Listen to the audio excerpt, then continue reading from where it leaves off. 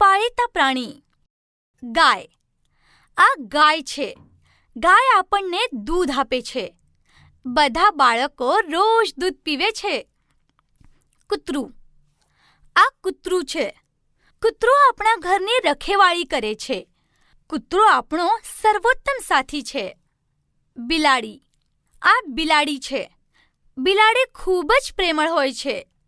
બિલાડી ઉંદરોને મારીને આપણને નુકસાનથી બચાવે છે. ભેંસ. આ ભેંસ છે.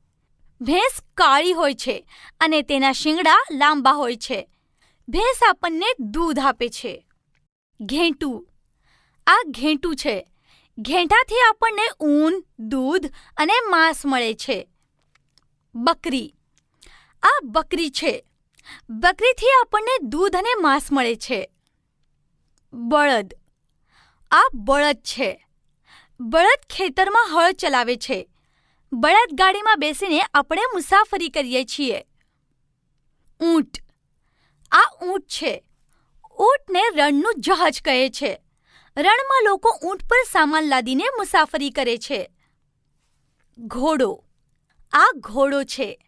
ઘોડો ખૂબ તેજ દોડે છે. જૂના જમાનામાં ઘોડા આવાગમનનું એકમાત્ર સાધન હતા. ભૂંડ. આ ભૂંડ છે. ભૂંડથી આપણને માંસ મળે છે.